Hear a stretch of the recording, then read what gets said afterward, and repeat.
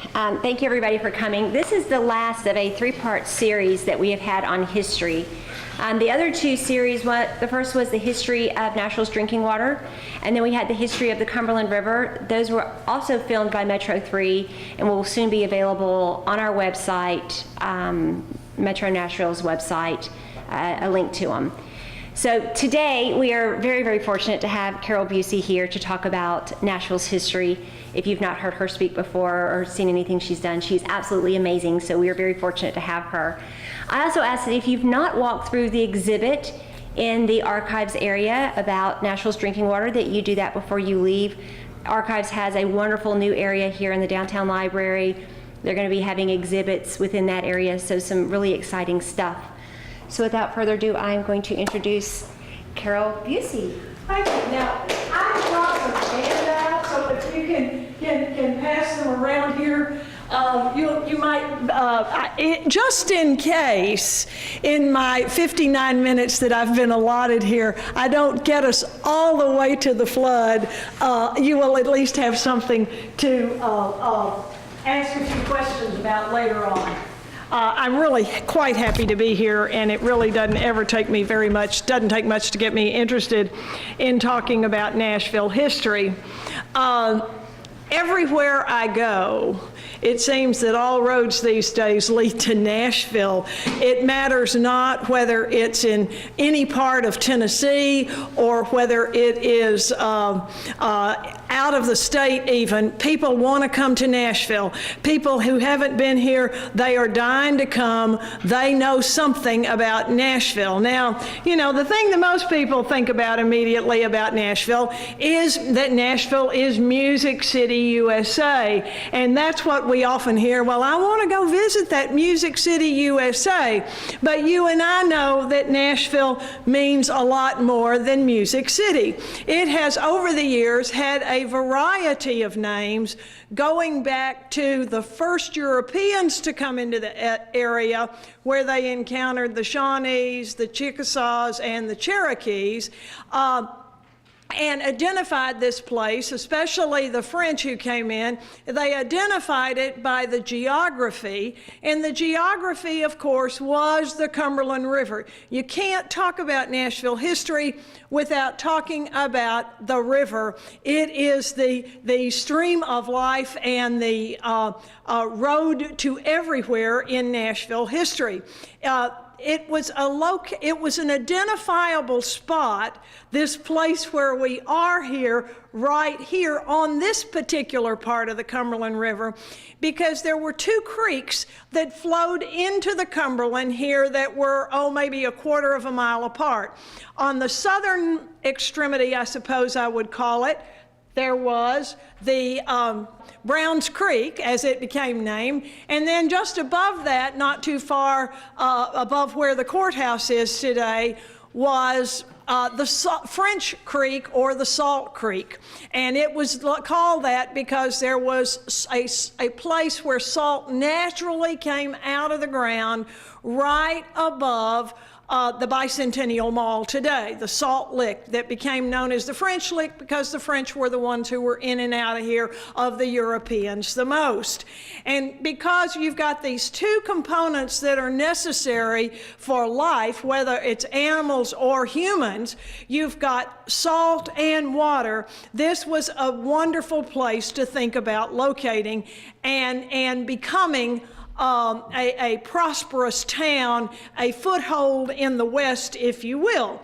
Now, you all think of Rock City as a place, an amusement park over at Chattanooga on Lookout Mountain.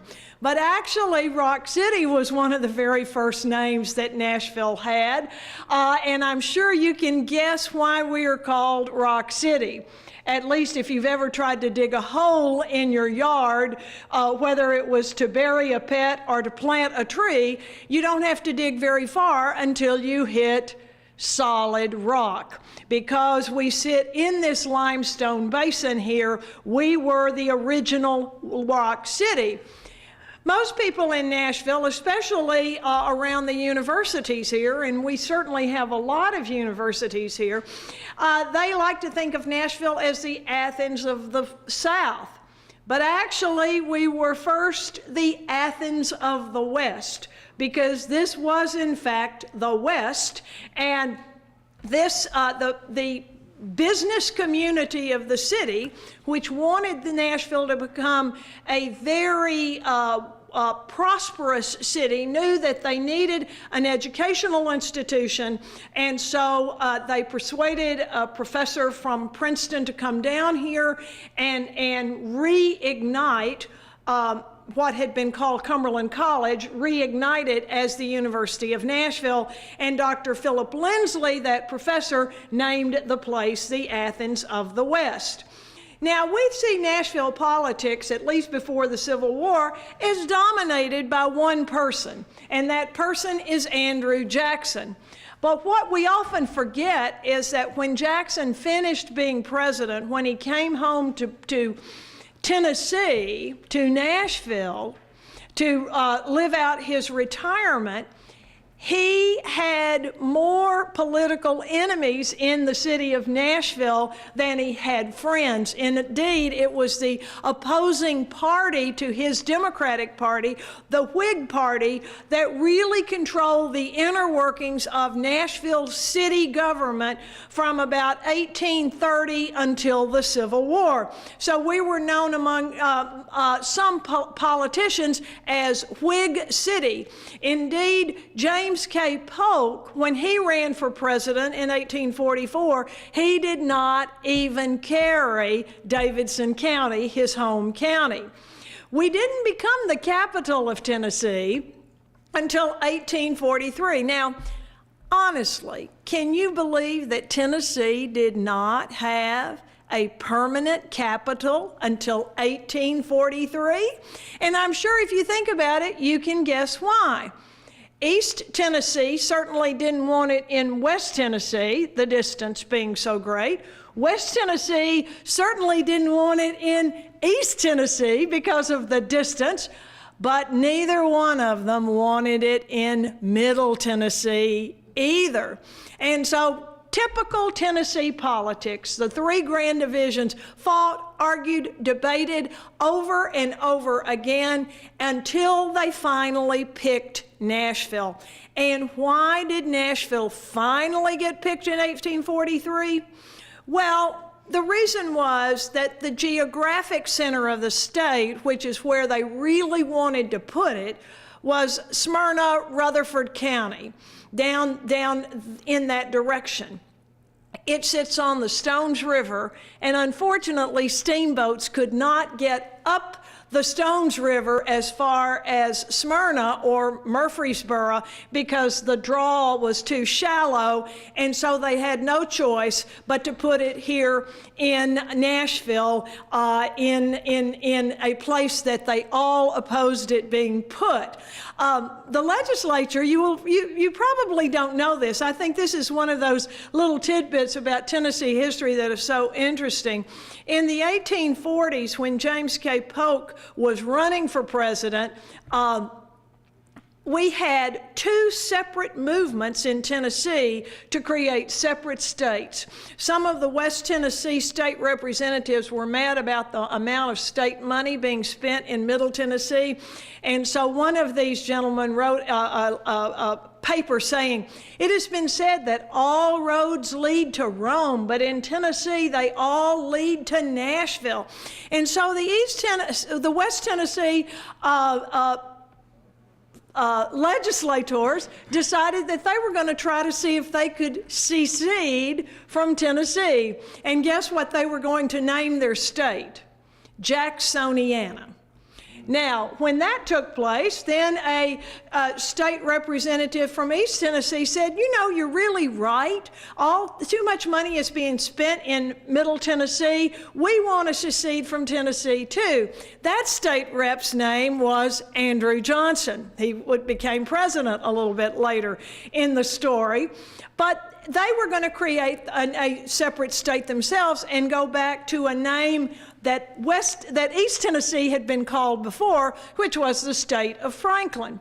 Now, the General Assembly, in its wisdom, ultimately started spending money building roads in East and West Tennessee, and so those two separate statehood movements died out. But it's really interesting to me to think that they wanted to leave us. And I know there are a lot of people in this room who remember very well when the discussion of a football team, a professional team, started taking place here, and how angry Memphis was that it appeared that it was going to come to Nashville rather than Memphis, who had been actively lobbying for it for such a very, very long time. Now, the buckle of the Bible Belt, the Protestant Vatican, you can figure out why we received that name. Nashville has probably, Middle Tennessee, as many religious denominations that really started here as any other place in the country. And the Bible Belt was coined by a Baltimore reporter who came to Tennessee in 1925 to cover the Scopes trial, H.L. Mencken, and he was quite distressed with what he saw in Dayton, Tennessee, and so he labeled all of the state into that category and called it the Bible Belt. Now, the powder capital of the world is a name that you don't hear Nashville referred to very much anymore. Indeed, I don't think there's a single flour mill in the city anymore. But not only was Nashville a leading flour mill city in the South, before World War II, it also was chosen by the DuPont Company to build a secret plant here to produce a smokeless kind of gunpowder for the soldiers in World War I, 1917 and 1918. Thus, the DuPont plant was built in Hadley's Bend of the Cumberland River, and we were the powder capital of the world. Now, after World War I, we started being called the Wall Street of the South. The economic picture here was quite robust. We had very strong banking. There was a very active, large holding company that frequently produced bonds for various financial enterprises, Caldwell and Company. It was quite the economic center of the South at that particular time before the Great Depression and the stock market crash, and we were known as the Wall Street of the South. But you and I mostly know it as Music City, USA. And I would really encourage any of you who, if you have not been downtown on Lower Broad on a Friday or Saturday night recently, you need to go, because among everything else you see down there, you see more troops of young women. One will always be wearing a tiara and a wedding veil. Nashville is supposedly the #1 destination for bachelorette parties in America. Now, I will probably give you a secret here about my age, but when I got married, there was no such thing as a bachelorette party. In my day, there was no such thing. So we are called many things to many people. And I want to take just a few minutes to give you a little bit of an overview of how this town got established, and then some of the high points that occurred along the way, in hopes that your curiosity will be whetted for this, and you'll be looking to learn a little bit more about this. As you can see from the map, Davidson County here is a distinctly geographic entity right there in the middle of the state, surrounded by several other counties. It depends on who is doing the measuring at what particular time, but there's roughly 530 square miles here in Davidson County. It started out much bigger. Indeed, it was the only county in Middle Tennessee, but its boundaries have changed changed over the years as various parts of the county, beginning with Sumner County, have been cut as the population grew and people wanted access to government services. Now, I'll tell you as a kind of aside here that per the square miles in our state, Tennessee has more counties, 95, than almost any other state in the United States. Do we need 95 counties? Well, probably not, but there will never, I don't think you could ever imagine any of these counties consolidating with each other because they provide people access to government services, and that's what people have always wanted, and that is what those of you who are employed by Metro know is your number one job, is helping the public. Now, I put in this map of the geological regions of the state because I think it's helpful to us who live here in Davidson County to see that we mostly sit in that dark green Cumberland Basin. It's like a bowl, and we sit here in Nashville down at the bottom of the bowl. But if you see that lighter green on my map there, that is the Highland Rim. And you can definitely tell you're going up if you get on I-65 and drive north. There is a distinct place up there where you see an exit that says Ridgetop or Greenbrier that you really feel the pull of your car as you head up on the rim. Now, this gave us the identity as Rock City. It also, as we became industrialized after the Civil War, gave us a very serious air quality problem. Because of the fact that we were down in the bottom of this basin and we were surrounded by this rim around us, the air that was polluted could not really quite get up and get over the rim, so it sort of stagnated down here in the bottom of the basin where we lived. I know that many of you have met at one time or another George Cate.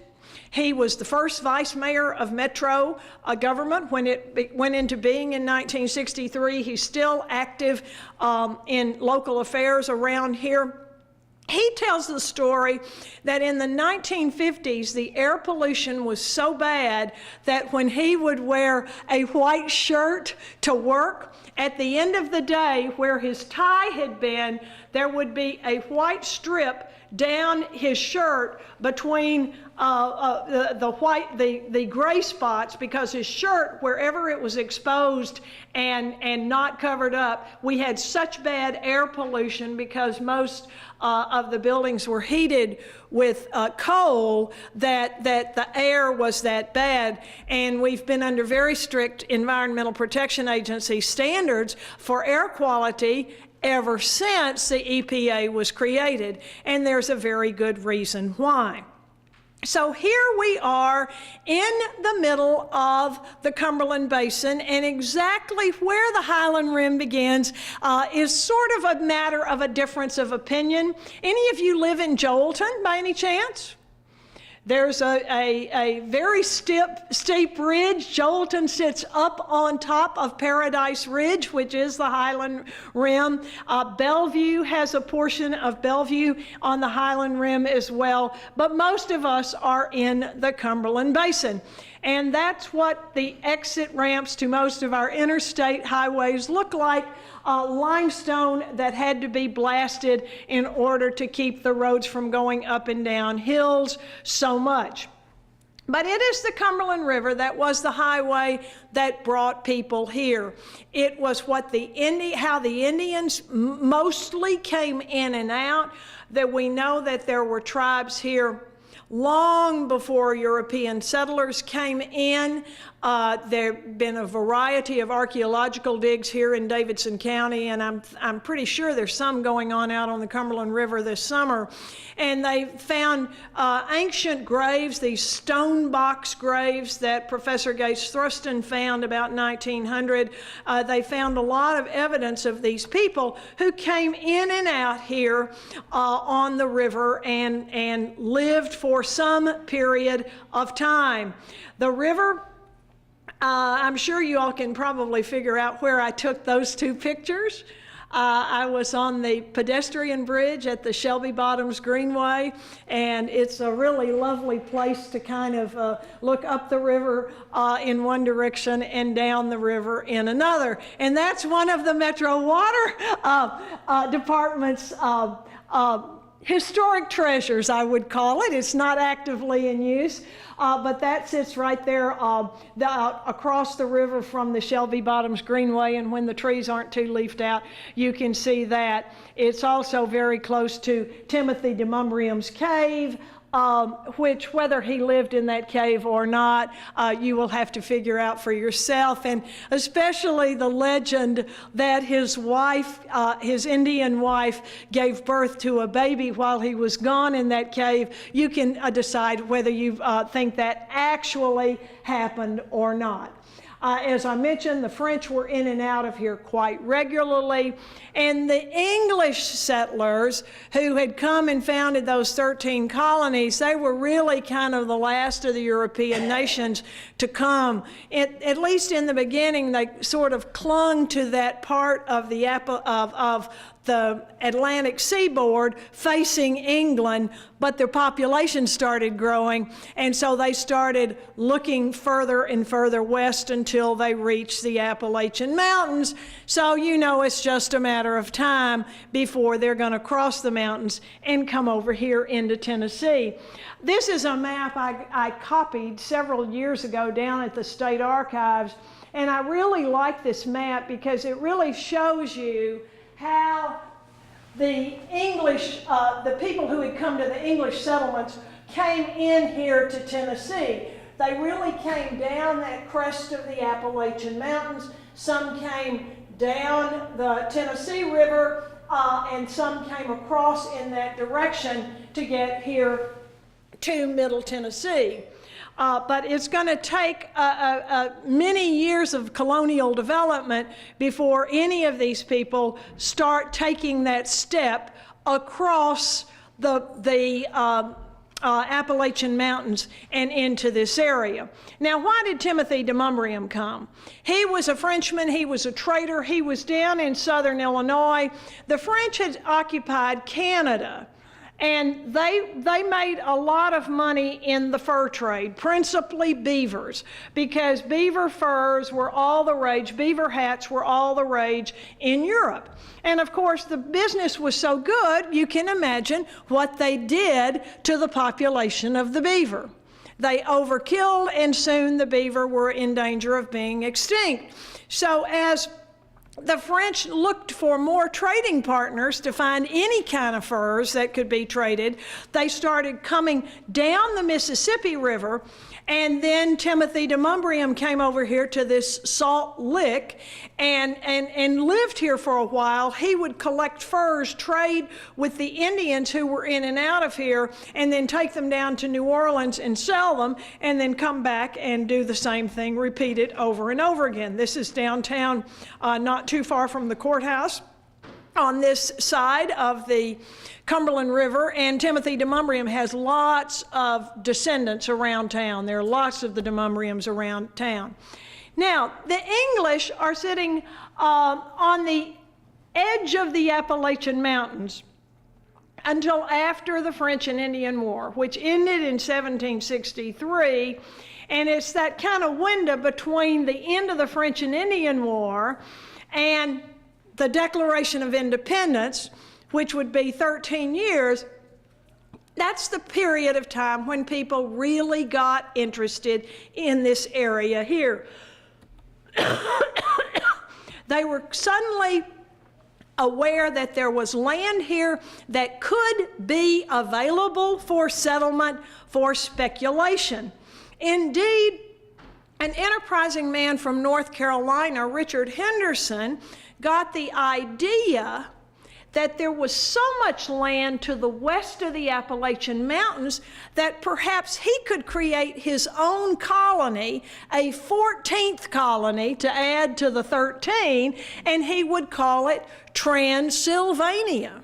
So in 1775, the year before the Declaration of Independence, Richard Henderson gathered a group of Cherokee chieftain up in Upper East Tennessee and asked them to sign a treaty, which is known as the Treaty of Sycamore Shoals, to sign a treaty selling him this large orange, yellow area here on this map for his proposed colony of Transylvania.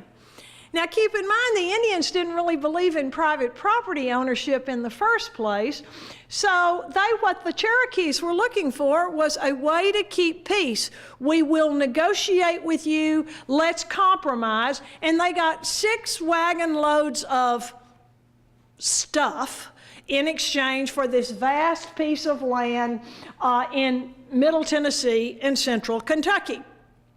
But his dream of this 14th colony did not come about because of the War for Independence. It came along. Meanwhile, Richard Henderson had hired James Robertson, one of the many Scots-Irish who had kind of crossed the mountains into Upper East Tennessee. He had crossed the mountains, and he hired him to do some surveying of Transylvania, just in case it ever came time to settle the area. And now it seems unlikely that with a war going on, the Revolutionary War, that anybody would be interested in going out further into Indian territory and setting up a homestead.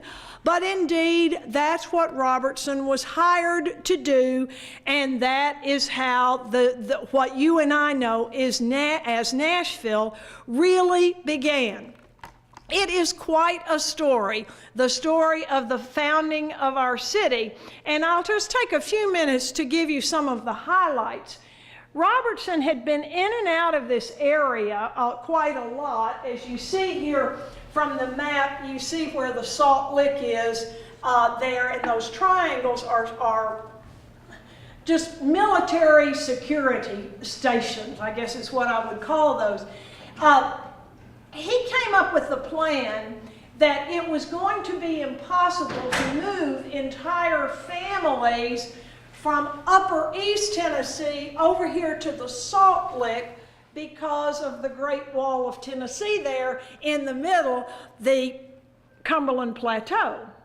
So he came up with the plan that he would take 10 or 12 men with him who would walk up through the Cumberland Gap.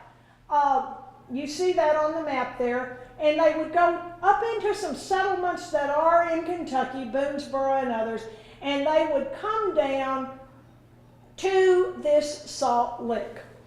Now, they were going to take their families. These were family people, and they were Scots-Irish, but they did not think the women and children could make this journey because you're going in virgin forest and you're going by foot.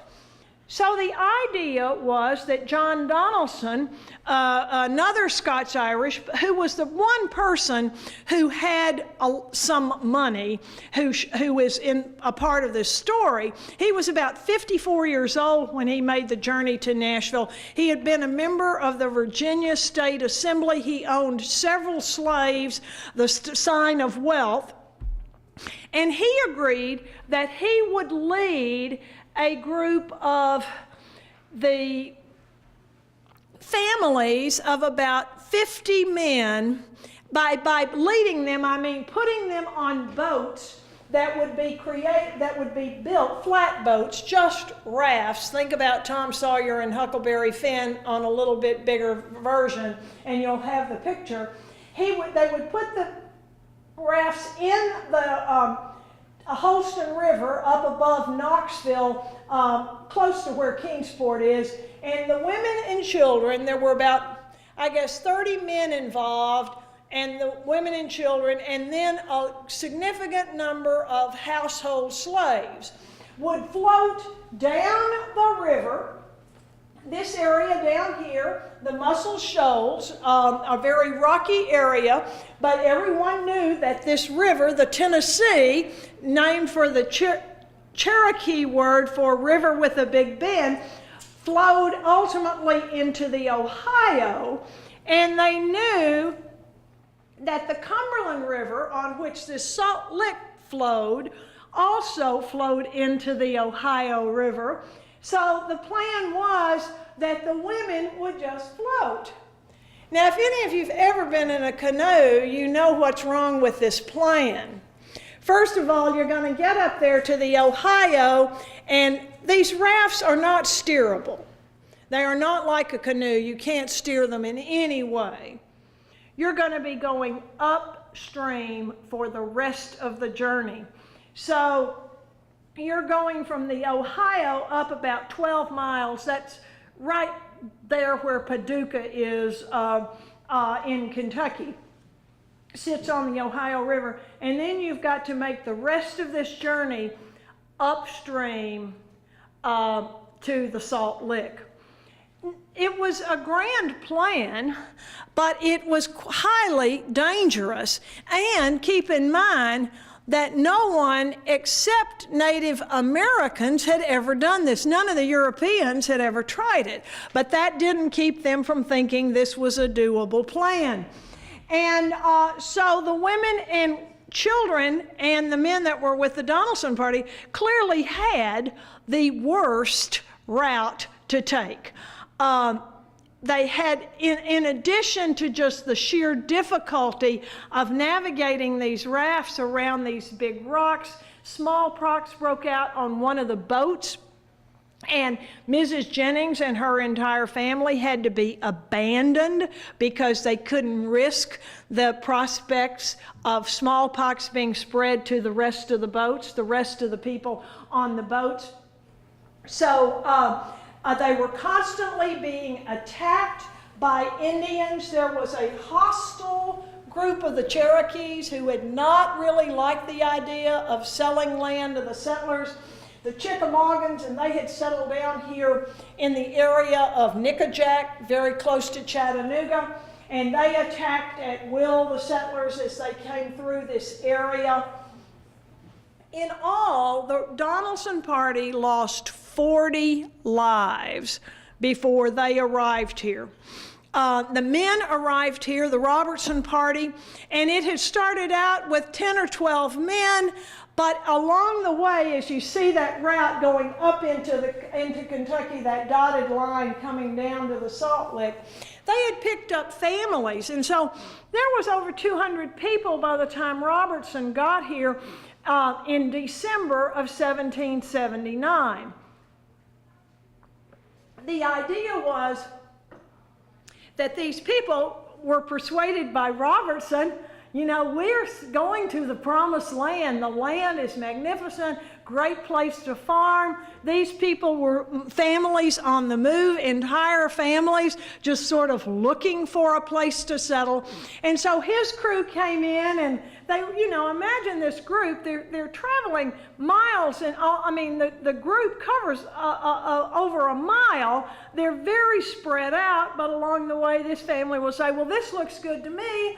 I'm going to settle up here in Eaton's Creek, that area, and they began to spread out. But Robertson got here, and the history we know of the Robertson Party and what happened to James Robertson has all been handed down word of mouth in the oral tradition by the members of the Robertson family. So the Robertson family says that James Robertson reached what you and I call of Edgefield on December 24th, 1779, walked across the Cumberland on Christmas Day, and the claiming of the land here began.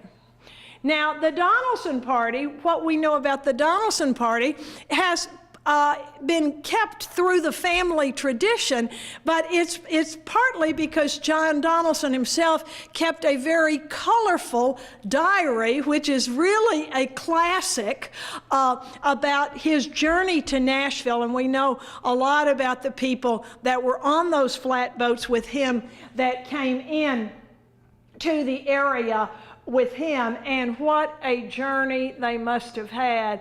At one point, they were trying to lighten the load on the boats. And now keep in mind, you know, you and I think of moving. I mean, we probably couldn't go to Dixon for the weekend without taking some kind of a backpack or a suitcase. These folks had nothing. They had the clothes on their back. They had probably a big iron pot to cook in. They probably had very few, if any, utensils. They might have had a Bible, possibly. They did not bring books at all. The one thing that they had, in addition to their children, that was precious were seeds. They brought with them seeds from the east to be planted here as they claimed the land. But at one point, they're trying to lighten the loads of the boats to make them go a little bit faster. Mrs. Peyton, who had had a baby the day before, in all of the hubbub, the baby gets thrown overboard and lost. That is covered in the Donaldson Diary. It's quite an adventurous tale indeed. But they got here April 24th, 1780, and what a reunion it must have been. Now, 2 weeks later, well, probably less than 2 weeks now that I think about it, who should appear here in this area of the Cumberland but Richard Henderson himself? So they draw up a document. Henderson, drew it up.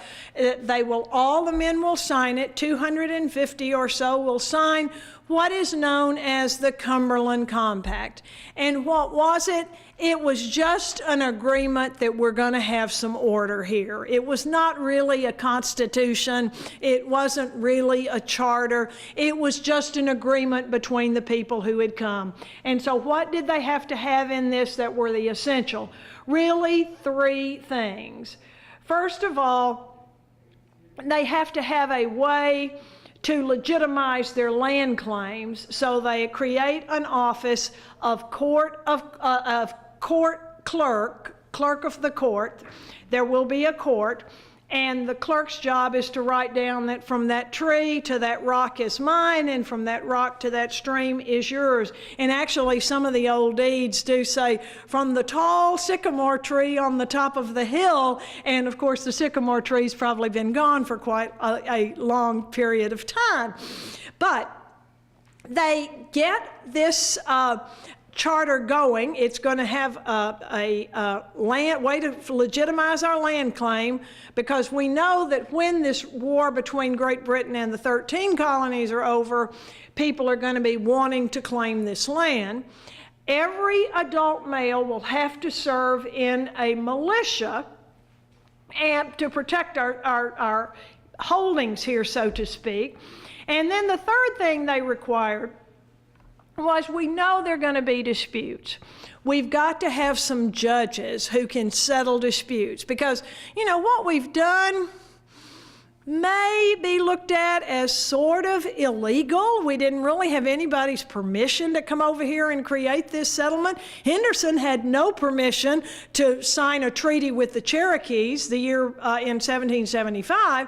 So they created a group of men who would serve as judges to settle the disputes.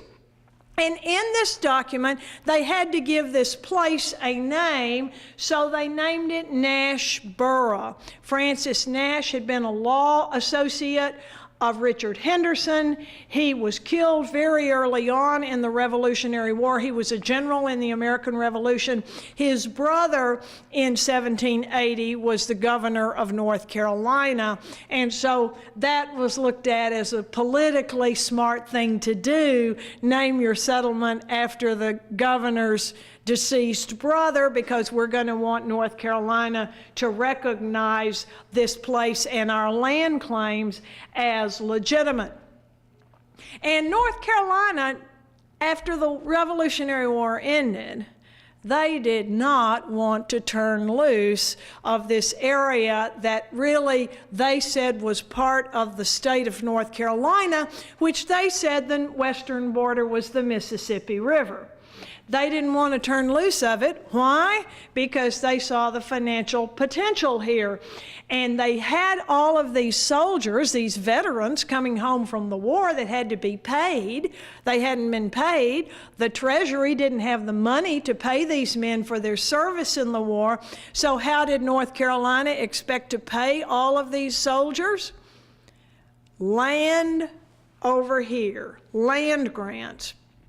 So North Carolina started issuing land grants right and left to pay their soldiers, and that just provided another opportunity for somebody who was enterprising and had a little capital to start out with, that they could buy up these pieces of paper. You know, you may have a land grant that gives you 640 acres on the Cumberland River, but, you know, if your family is established over there in eastern North Carolina and doesn't want to come, that piece of paper is really worthless to you, so you'll sell it to somebody for next to nothing if they offer it. And so that was how really the second wave of people came into Nashville. It wasn't these settlers, the people whose names are on the Cumberland Compact, that really became wealthy here. It was that second wave of people who came in after the land was tamed, so to speak, the McGavoks, the Grundys, and others who really made a lot of money in land speculation here in Middle Tennessee. So North Carolina desperately did not want to turn loose of this. They did finally create Davidson County here, named for William Lee Davidson, another North Carolina general who had been killed in the Revolutionary War. They also decided, and this probably, my guess is this was the influence of Timothy de Montgomery. They decided that instead of Nashborough as the county seat of Davidson County, the North Carolina legislature decided to name the place Nashville, because ville was the French word for city or village, and borough was English. And so they decided to name this area, this city, the county seat, Nashville. It was very much a frontier town, and the growth was very, very slow. I can only imagine what it must have been like when Charlotte Robertson arrived here, and then as the Indian attacks intensified with the coming of the settlers, how, you know, she must have wondered who in my family is going to be killed. So many of the early settlers were killed in Indian attacks by those Chickamaugans who did not want anyone claiming this land, because they really understood these people were here to stay. They had brought women and children, they had brought domesticated animals, they had brought slaves. They were here to stay. They were building cabins, and they were trying to get a government established.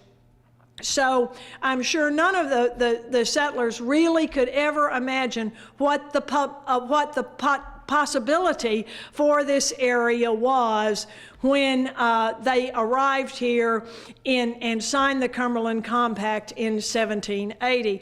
The original compact is over at the State Archives, and there are a lot of books that have the names of the signers on there. I can give you a list of books that it's been transcribed, and several other things have been done with it, but there's a list. A lot of Nashvillians claim their roots going back to those signers of the Cumberland Compact. And I will say this is an interesting thing about the people who signed it. They were predominantly Scots-Irish. They did not come for any religious reasons. They came because of land, and they saw the opportunity here to use land as capital. you know, you can buy it low and not use it for farming, but use it to make money by selling it to somebody else. And so they quickly spread out all over the Cumberland area here in all of these bends, claiming land on every creek and stream.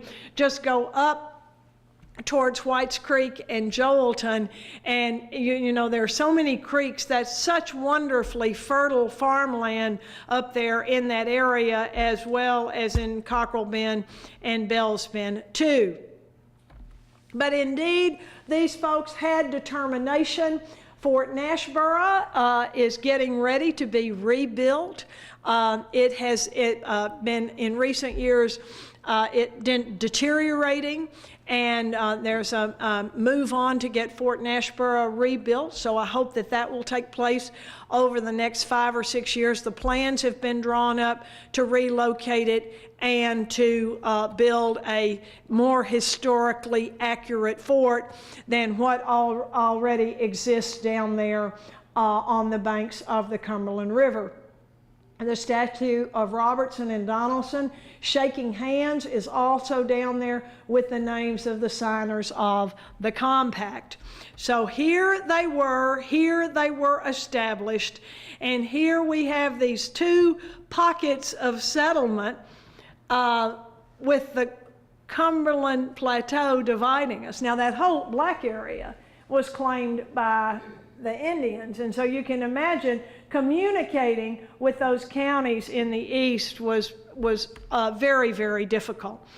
But the city finally, with a few fits and starts, began to grow. This is on one of the murals. If you walk down the stairs, you'll see these maps on the murals between the second and third floor here. They're really quite lovely. And we started out down on the river. The Salt Lick you see here, identified as the Sulfur Spring. There were several efforts to actually start a salt industry here, but the process to boil water and boil it was so expensive that that was ultimately abandoned. But we did have a public square fairly early, which is pretty close to where the public square is in front of the courthouse today. And it will begin, people will begin to spread out all over the area. Now, a word about Andrew Jackson. He came here, and I guess I would put him in that second wave who came, because he came a little bit later, but before Tennessee became a state.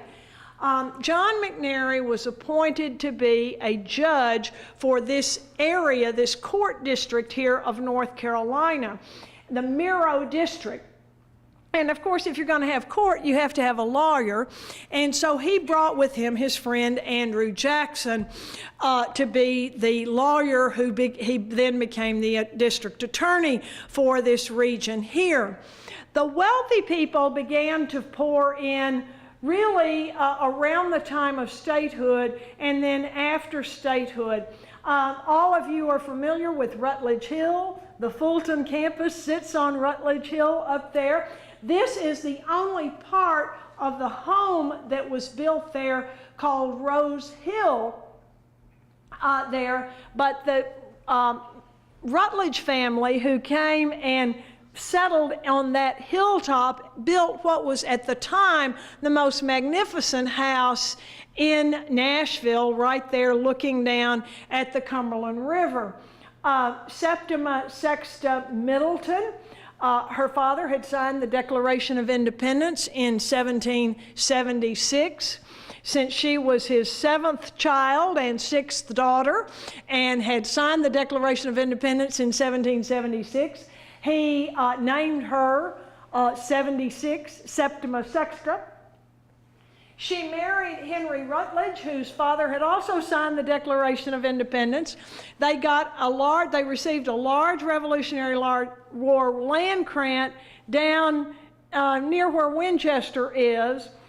They didn't really like living down there. They had moved from Charleston. They had moved from that very elegant society, and these were wealthy people.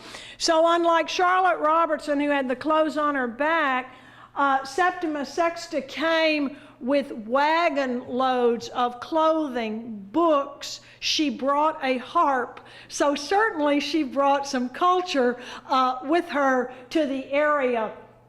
She became friends in a very kind of unlikely way with Rachel Jackson, in that they were both very interested in gardens. And if you can imagine, it's not very far from the Fulton campus to the Cumberland River back there. She had a kind of a terraced garden all the way down to the river. Of course, she had slaves to do all the work for her garden, so it wasn't that she was out there pulling weeds, but she and Rachel shared that common interest and passion for flowers here.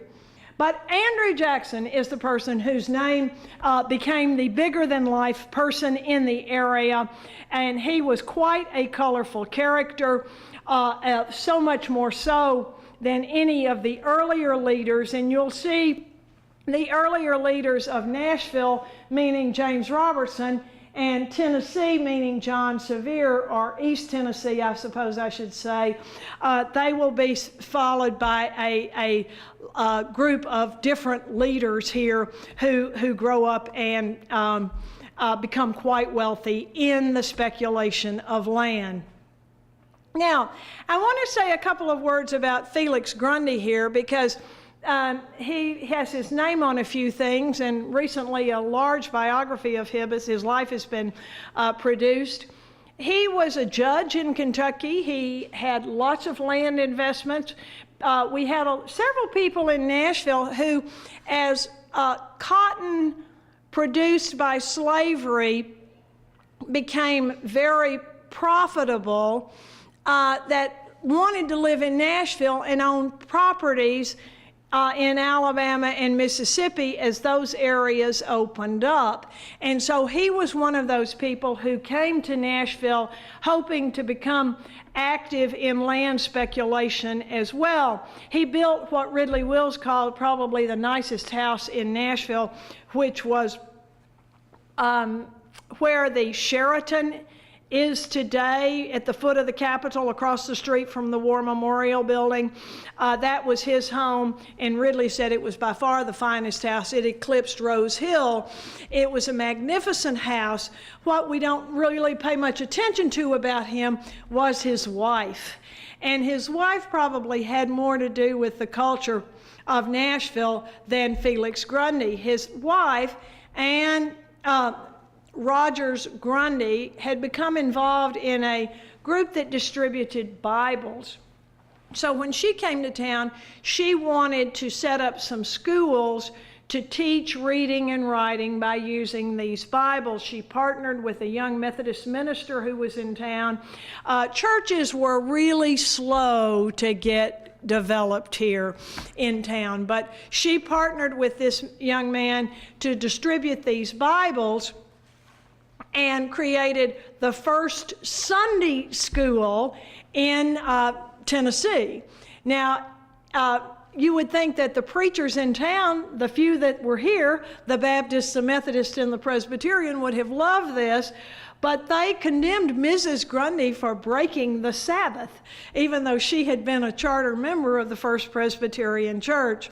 But it didn't take long for those preachers to figure out we can get people in our doors if we can endorse the Sunday school that she established. And so before long, their intention moved from literacy to salvation as the churches adopted her idea of using the Bible to teach with. The McGavocks, Jacob McGavock married one of the Grundy daughters. It's fascinating because I did not grow up here to look at how connected so many of these families are here. Montgomery Bell came to town. He invested his money in the iron industry up on the Highland Rim just west of here. If you have never been to the Narrows of the Harpeth, which is not very far from Bellevue at all, where Montgomery Bell built an iron foundry. You need to see this technologically. Anybody who has any interest in technology needs to see this. The Harpeth River has a bend in it, and there's a spot where it's, probably maybe a quarter of a mile from side to side in this bend of the river. So his idea was that he could make a water wheel go very, very fast and pound the raw material into iron if he could dig a tunnel from one side to the other side where the water would pick up speed as it came through. And to see Montgomery Bell's tunnel is absolutely an unbelievable thing, to think that he actually could have done this. Of course, he had his slaves doing all the digging through the limestone, which must have just been by a pick. There was no dynamite. And surely there must have been some slaves that lost their lives because somehow they had to dam the river while they dug the tunnel. But if you have not been over there, go over there this summer. It's really an interesting little place, and the hike's not very hard, and the state parks have some signage over there. It's really quite nice. Now, here we have General Jackson, who becomes the national hero as a result of his victory at the Battle of New Orleans.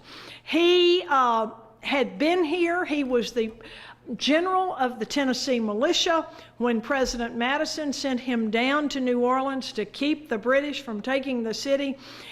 He defeated a very highly trained British force there on the Chalmette plantation, and he became the second George Washington, at least in our minds. Now, on the other side of the mountains, maybe not so much. But over here, if the first George Washington won our first war for independence with Great Britain, then our second George Washington has won our second war for independence against Great Britain. Now, you know how this story goes. He, as a result of his popularity, was elected president in 1828. He served 2 terms. During his term of office, we saw West Tennessee become cotton country for Tennessee. Alabama and Mississippi, Louisiana, and Arkansas become prime cotton country. And it is at this point that slavery really took off in West Tennessee, because in order to maximize your profits in cotton production, you had to have slaves, was the prevailing sentiment of the people who bought land there. So as Jackson came home, and we will eventually have James K. Polk becoming president, it is this issue of slavery that begins to divide the state. Now, I want to say one little thing about the Civil War here, and then it's going to be time for us to close. You know, we all talk about, we've had 5 years of the Civil War sesquicentennial, and we've heard a lot about the Civil War. But over and over again, people just say, Tennessee seceded, Tennessee was in favor of secession. But it's far more complicated, and we right here in Nashville had an important role in all of that, because East Tennessee, very few slaves in East Tennessee had no interest in seceding. West Tennessee wanted to secede very desperately because of the number of slaves and the financial interest in those slaves.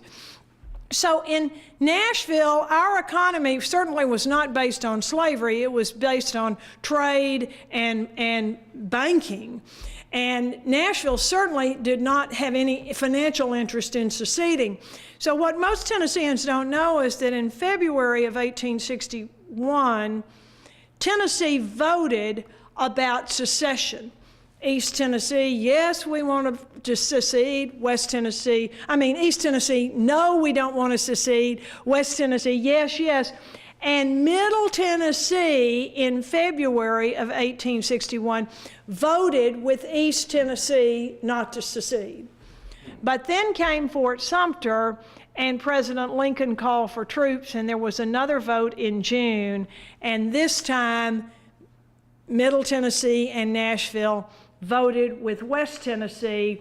Tennessee became the 11th state to leave the Union and final state, and we were the first state to come back into the Union. The story after the Civil War is one of dramatic growth. As you see on my little handout, there were a lot of things going on here. We have 2 colleges founded during that Reconstruction era. American Missionary Association founded Fisk as a school to teach literacy skills to former slaves so that those former slaves could go out into the South and teach other former slaves how to read and write. At the same time, the Methodists wanted to establish a college and got a generous grant from Cornelius Vanderbilt. Thus, Vanderbilt was created. These 2 educational institutions a mile apart as the crow flies. We see economic development here at every turn. The steamboat business continues to flourish until the 20th century. We have insurance companies being developed here. One of those insurance companies, the National Life Company, decided they needed to sell insurance to people who didn't have insurance, and that meant country folks, not city folks.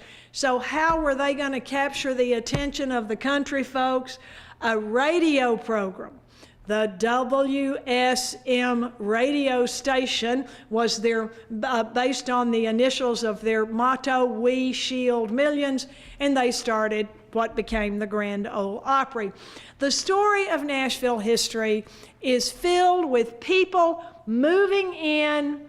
Some stay, some move somewhere else, some return. It is a city of great movement.